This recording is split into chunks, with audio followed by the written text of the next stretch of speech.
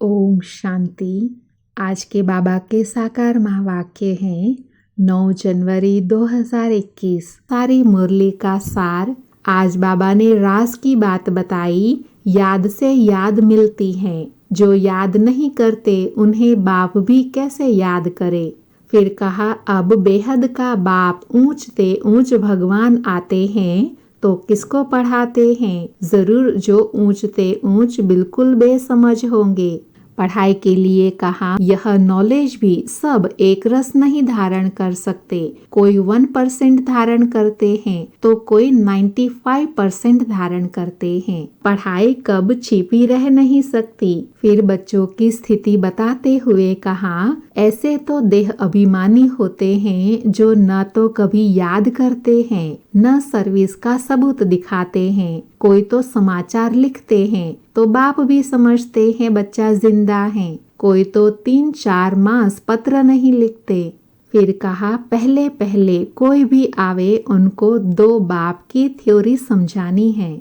फिर बाबा ने मनुष्य की सोच बताई। ऐसे बहुत कहते हैं, दुखी मनुष्य नरक में हैं। हम तो बहुत सुख में बैठे हैं, महल माड़िया आदि सब कुछ हैं। ऐसे समझने वाले को अज्ञानी कहेंगे। याद के लिए कहा, माम एकम याद करो। देहधारी की याद से तो पाप कटते नहीं हैं। चक्र की स्मृति दिलाते कहा, बुद्धि में आना चाहिए हम सो ब्राह्मण हैं, फिर हम सो क्षत्रिय वैश्य शूद्र बनेंगे। फिर बाप आएंगे तो हम सो ब्राह्मण बन जाएंगे।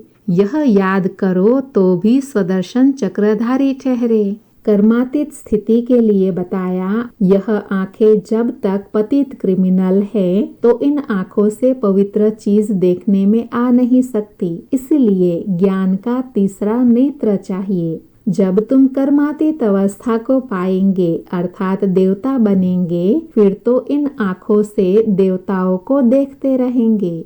अभी सुनते हैं महावाक्य विस्तार से। मीठे बच्चे, बेहद के बाप को याद करना यह है गुप्त बात। याद से याद मिलती है। जो याद नहीं करते उन्हें बाप भी कैसे याद करे।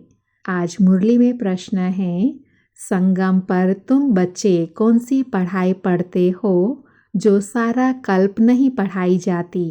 तो बाबा ने उत्तर दिया, जीते जी शरीर से न्यारा अर्थात मुर्दा होने की पढ़ाई अभी पढ़ते हो, क्योंकि तुम्हें कर्मातीत बनना है।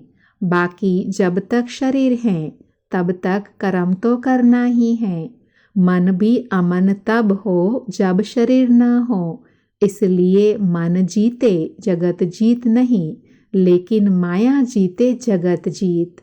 ओम शांति। बाप बैठ बच्चों को समझाते हैं, क्योंकि यह तो बच्चे समझते हैं, बेसमझ को ही पढ़ाया जाता है। अब बेहद का बाप ऊंच ते ऊंच भगवान आते हैं तो किसको पढ़ाते होंगे। जरूर जो ऊंच ते ऊंच बिल्कुल बेसमझ होंगे।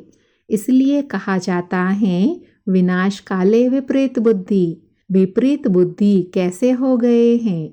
84 लाख योनियां लिखा हुआ है ना, तो बाप को भी 84 लाख जन्मों में आना पड़े। कह देते हैं परमात्मा कुत्ते बिल्ली जीव जंतु सब में हैं। बच्चों को समझाया जाता है, यह तो सेकंड नंबर पॉइंट देनी होती है। बाप ने समझाया है, जब कोई नया आता है तो पहले पहले उनको हद के और बेहद के बाप का परिचय देना चाहिए। वह बेहद का बड़ा बाबा शिव बाबा और यह हद का छोटा बाबा ब्रह्मा बाबा। बेहद का बाप माना ही बेहद आत्माओं का बाप। वह हद का बाप जीवात्माओं का बाप हो गया। वह है सब आत्माओं का बाप शिव बाबा। यह नॉलेज भी सब एक रस नहीं धारण कर सकते। कोई 1% धारण करते हैं, कोई 95% धारण करते हैं। यह तो समझ की बात है।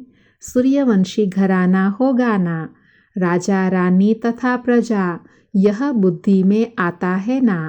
प्रजा में सब प्रकार के मनुष्य होते हैं।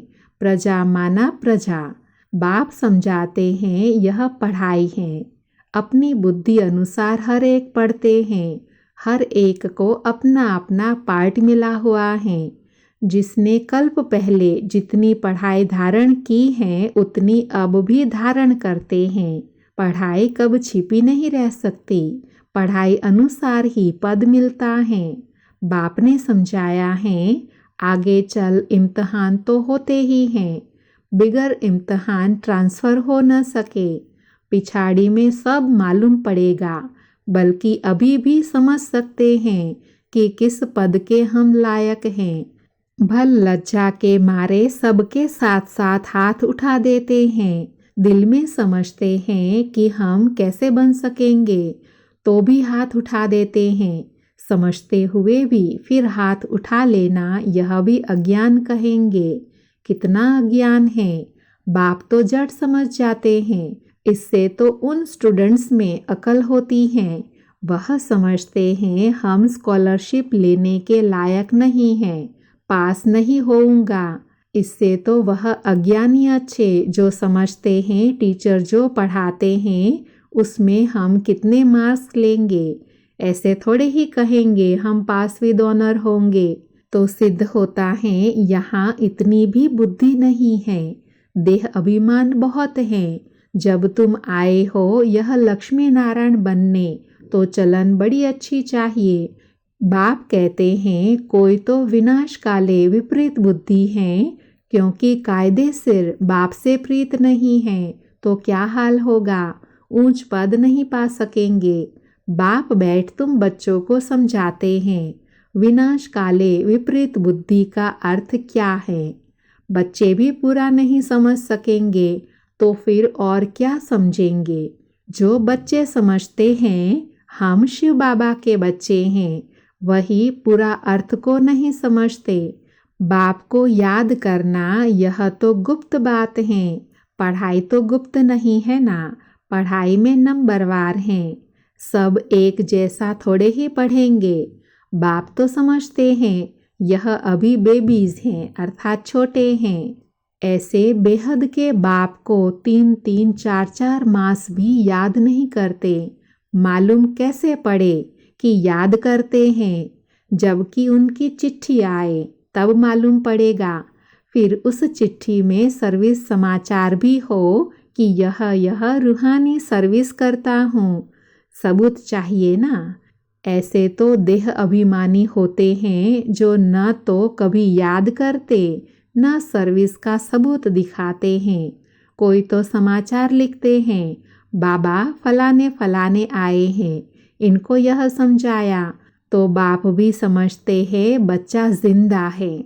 सर्विस समाचार ठीक देते हैं। कोई तो 3-4 मास पत्र नहीं लिखते, कोई समाचार नहीं, तो समझेंगे मर गया या बीमार है।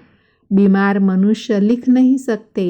यह भी कोई लिखते हैं हमारी तबीयत ठीक नहीं थी इसलिए पत्र नहीं लिखा। कोई तो समाचार ही नहीं देते, न बीमार हैं। देह अभिमान है। फिर बाबा भी याद किसको करे। याद से याद मिलती है, परंतु देह अभिमान है। बाप आकर समझाते हैं मुझे सर्वव्यापी कहे 84 लाख से भी जास्ती योनियों में ले जाते हैं। मनुष्यों को कहा जाता है पत्थर बुद्धि। भगवान के लिए तो फिर कह देते पत्थर भीतर के अंदर विराजमान है। तो यह बेहद की गालियाँ हुई ना। इसलिए बाप कहते हैं मेरी कितनी ग्लानि करते हैं। अभी तुम तो नंबरवार समझ गए हो। भक्ति मार्ग में गाते भी हैं आप आएंगे तो हम वारी जाएंगे, आपको वारिस बनाएंगे। यह वारिस बनाते हैं जो कहते हैं पत्थर ढिक्कर में हो। कितनी ग्लानि करते हैं। तब बाप कहते हैं यदा यदा ही धर्मस्य ग्लानिर। अभी तुम बच्चे बाप को जानते हो तो बाप की कितनी महिमा करते हो। कोई महिमा तो क्या कभी याद कर 2 अक्षर लिखते भी नहीं। देह अभिमानी बन पड़े हैं। तुम बच्चे समझते हो हमको बाप मिला है, हमारा बाप हमको पढ़ाते हैं। भगवान आज है ना, मैं तुमको राजयोग सिखाता हूँ। विश्व की राजाई कैसे प्राप्त हो उसके लिए राजयोग सिखलाता हूँ। हम विश्व की बादशाही लेने लिए बेहद बाप से पढ़ते हैं। यह नशा हो तो अपार खुशी आ जाए।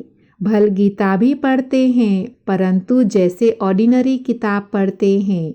कृष्ण भगवान आज राजयोग सिखलाता हूँ, बस इतना। बुद्धि का योग व खुशी नहीं रहती। गीता पढ़ने व सुनने वालों में इतनी खुशी नहीं रहती। गीता पढ़कर पूरी की और गया धंधे में। तुमको तो अभी बुद्धि में है, बेहद का बाप हमको पढ़ाते हैं। और कोई की बुद्धि में यह नहीं आएगा कि हमको भगवान पढ़ाते हैं। तो पहले पहले कोई भी आवे तो उनको दो बाप की थ्योरी समझानी है। बोलो भारत स्वर्ग था, अभी नर्क है। ऐसे तो कोई कह न सके कि हम सतयुग में भी हैं, कलयुग में भी हैं। किसको दुख मिला तो वह नर्क में है, किसी को सुख मिला तो स्वर्ग में है। ऐसे बहुत कहते हैं दुखी मनुष्य नर्क में, हम तो बहुत सुख में बैठे हैं। महल माड़िया सब कुछ है। बाहर का बहुत सुख देखते हैं ना, यह भी तुम अभी समझते हो। सतयुगी सुख तो यहाँ हो ही नहीं सकता।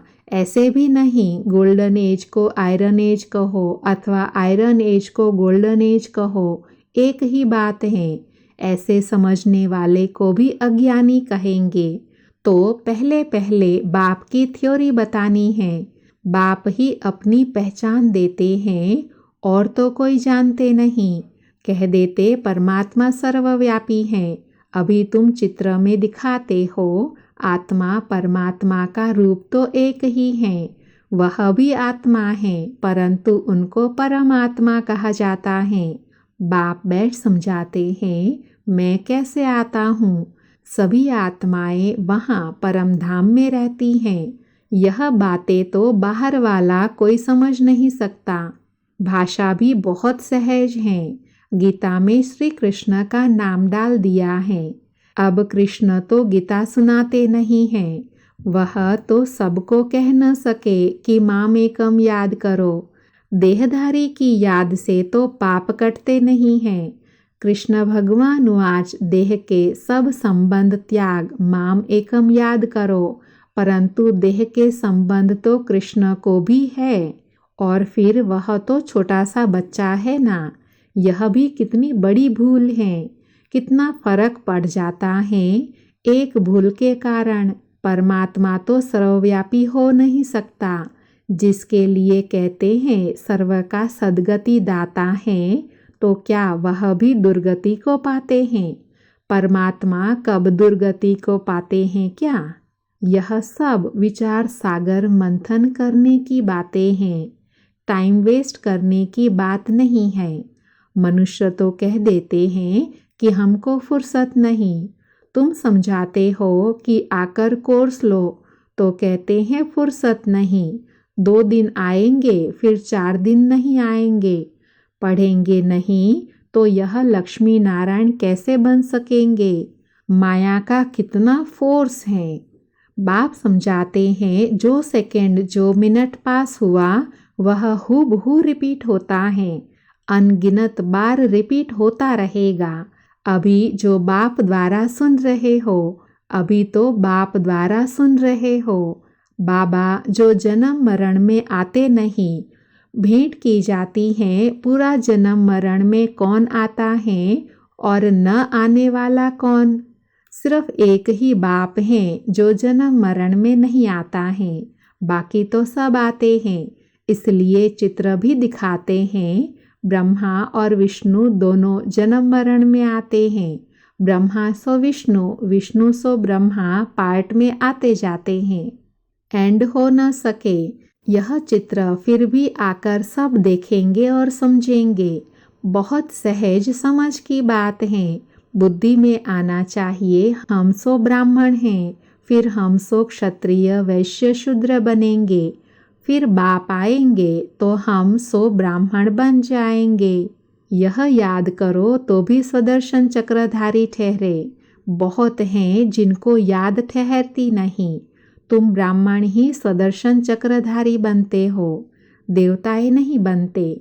यह नॉलेज कि चक्र कैसे फिरता है, इस नॉलेज को पाने से यह देवता बनते हैं। वास्तव में कोई भी मनुष्य स्वदर्शन चक्रधारी कहलाने के लायक नहीं है। मनुष्यों की सृष्टि मृत्युलोक ही अलग हैं। जैसे भारतवासियों की रस्म रिवाज अलग, सबका अलग अलग होता है। देवताओं की रस्म रिवाज अलग हैं। मृत्युलोक के मनुष्यों की रस्म रिवाज अलग, रात दिन का फर्क है। इसलिए सब कहते हैं हम पतित हैं। हे भगवान, हम सब पतित दुनिया के रहने वालों को पावन बनाओ। तुम्हारी बुद्धि में है पावन दुनिया आज से 5000 वर्ष पहले थी, जिसको सतयुग कहा जाता है। त्रेता को नहीं कहेंगे। बाप ने समझाया है वह है फर्स्ट क्लास, यह है सेकेंड क्लास त्रेता। तो एक एक बात अच्छी रीति धारण करनी चाहिए। जो कोई भी आए तो सुनकर वंडर खावे। कोई तो वंडर खाते हैं, परंतु उनको फुर्सत नहीं रहती। जो पुरुषार्थ करे, फिर सुनते हैं पवित्र जरूर रहना है। यह काम विकार ही है जो मनुष्य को पतित बनाता है। इनको जीतने से ही तुम जगत जीत बनेंगे। बाप ने कहा भी है काम विकार जगत जीत बनो। मनुष्य फिर कह देते मन जीते जगत जीत बनो। मन को वश में करो। अब मन अमन तो तब हो जब शरीर न हो। बाकी मन अमन तो कभी होता ही नहीं। देह मिली ही है कर्म करने के लिए, तो फिर कर्मातीत अवस्था में कैसे रहेंगे। कर्मातीत अवस्था कहा जाता है मुर्दे को। जीते जी मुर्दा शरीर से न्यारा। तुमको भी शरीर से न्यारा बनने की पढ़ाई पढ़ाते हैं। शरीर से आत्मा अलग है। आत्मा परमधाम की रहने वाली है। आत्मा शरीर में आती है तो उनको मनुष्य कहा जाता है। शरीर मिलता ही है कर्म करने के लिए। एक शरीर छूट जाएगा, फिर दूसरा शरीर आत्मा को लेना है कर्म करने लिए। शांत तो तब रहे जब कर्म नहीं करना होगा। मूल वतन में कर्म होता नहीं। सृष्टि का चक्र यहाँ फिरता है। बाप को और सृष्टि चक्र को जानना, इसको ही नॉलेज कहा जाता है। यह आंखें जब तक पतित क्रिमिनल हैं, तो इन आँखों से पवित्र चीज़ देखने में आ नहीं सकती। इसीलिए ज्ञान का तीसरा नेत्र चाहिए। जब तुम कर्मातीत अवस्था को पाएंगे, अर्थात देवता बनेंगे, तो इन आँखों से देवताओं को देखते रहेंगे। बाकी इस शरीर में इन आँखों से कृष्ण को देख नहीं सकते। बाकी साक्षात्कार किया उससे कुछ मिलता थोड़े ही है। अल्पकाल के लिए खुशी रहती, कामना पूरी हो जाती है। ड्रामा में साक्षात्कार की भी नोंद है। इससे प्राप्ति कुछ नहीं होती। अच्छा, मीठे मीठे सिकिलधे बच्चों प्रति माता पिता बाप दादा का याद प्यार और गुड मॉर्निंग। रूहानी बाप की रूहानी बच्चों को नमस्ते। हम रूहानी बच्चों की रूहानी माता पिता बाप दादा को याद प्यार गुड मॉर्निंग और नमस्ते। सदा रहे हंसते, बनते चले फरिश्ते। धारणा के लिए मुख्य सार हैं। पहला, शरीर से न्यारी आत्मा हूँ। जीते जी इस शरीर में रहते जैसे मुर्दा, इस स्थिति के अभ्यास से कर्मातीत अवस्था बनानी है।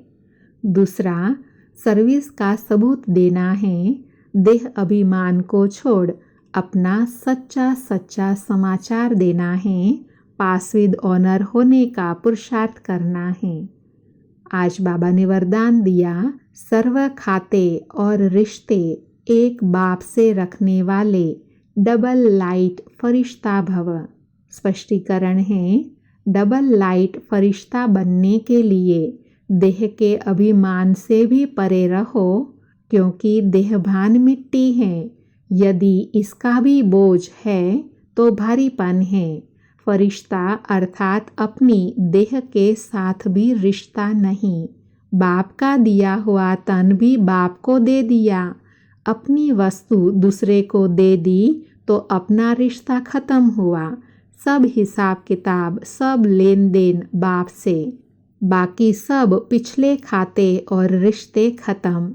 ऐसा संपूर्ण बेगर ही डबल लाइट फरिश्ता है।